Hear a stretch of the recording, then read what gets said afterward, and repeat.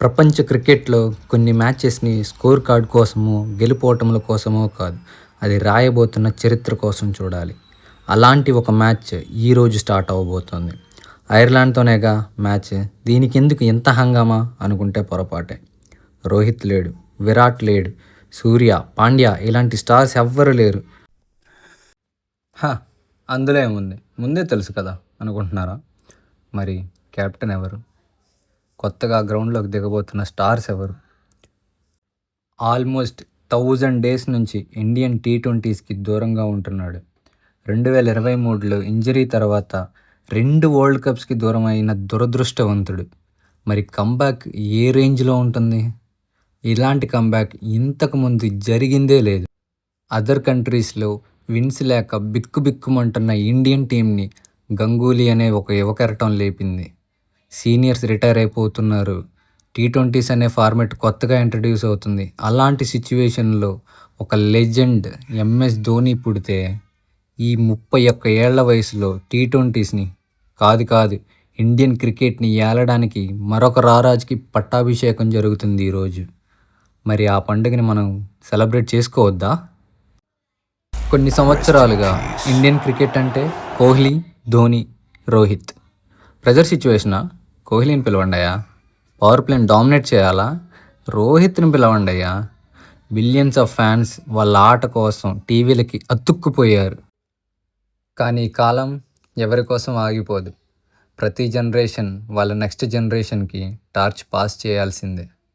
Azhar to Ganguly, Ganguly to Dhoni, MS to RoKo, RoKo to SKY and now Shreyas the sarpanch సాబ్.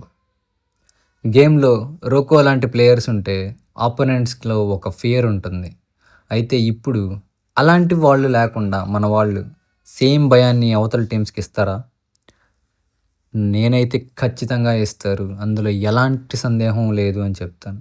ఎందుకంటే అభిషేక్, సంజు, ఇషాన్ వాళ్ళతో పాటుగా blockbuster baby boss debuting to Indian team prince Yadav లాంటి new generation bowlers Indian టీమ్ని ఇంకా అలాంటి ఒక స్ట్రాంగ్ పొజిషన్లోనే నిలబెడతారు అనడంలో అతిశయమే లేదు. కెప్టెన్సీ అంటే ఒక్క టాస్ గెలవడం కాదు, టీంని నడిపించడం, ప్రెషర్ని హ్యాండిల్ చేయడం, టీంకి ముందుగా తన్నుండి నడిపించడం. అయ్యర్ అగ్రెషన్ ఉంది, కానీ అది ఆటలో మాత్రమే బయటకు వస్తుంది. కాన్ఫిడెన్స్ ఉంది, టీంని ఈజీగా హ్యాండిల్ చేసే సత్తా ఉంది. తనకంటూ ఒక ఆరా క్రియేట్ చేసుకున్న ఈ సూపర్ స్టార్ ఒక్క రాంగ్ డెసిషన్ తీసుకున్న, ఒక్క చిన్న మిస్టేక్ చేసిన ఎంటైర్ ఇంటర్నెట్ అంతా తన వెనక పరిగెడుతుంది. అలాంటి ప్రెషర్ని ఎలా హ్యాండిల్ చేస్తాడు? మీరేమనుకుంటున్నారు? ఇప్పుడు మీకు ఒక వీరుడి కథ చెప్పాలి. 15 ఏళ్ల వయసులో స్కూల్ బ్యాగ్స్ని మోయాల్సిన కిడ్ 150 కోట్ల మంది ప్రజల డ్రీమ్స్ని క్యారీ చేయడానికి రెడీ అవుతున్నాడంటే అతను ఎంత స్పెషల్ కిడ్డో కొత్తగా చెప్పాల్సిన పని లేదు. IPL, under-19, India A and now India team, ఇలా ఏ టీంకి ఆడినా తనదైన ఆరా క్రియేట్ చేస్తున్న ఈ బేబీ బాస్ ఒక డిఫరెంట్ బీస్ట్. మరి ఇతను తన మార్క్ని ఎలా వేస్తాడో వేచి చూద్దాం. విరాట్ అంటే ఒక run machine, chase master, records breaker. Rohit అంటే ప్యూర్ క్లాస్, ఒక real captain. Leading from front అంటే ఎలా ఉంటాడో అలా ఉంటాడు. ఏజ్తో సంబంధం లేకుండా ఒక విధ్వంసం చేయగల ఒక హీరో.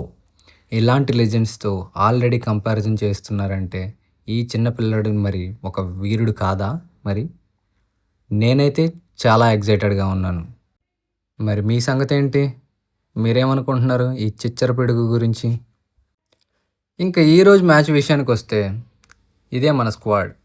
Easy win prediction. కానీ మీ ఒపీనియన్ ఏంటి? శ్రేయస్కి కెప్టెన్సీ ఇవ్వడం రైట్ డెసిషన్ ఏనా అంటారా? కాదా? కామెంట్స్లో చెప్పండి. ఎక్కడ దాకా చూసారంటే ఖచ్చితంగా వీడియో బోర్ కొట్టలేదు కదా. సో సబ్స్క్రైబ్ చేసుకొని సపోర్ట్ చేయండి.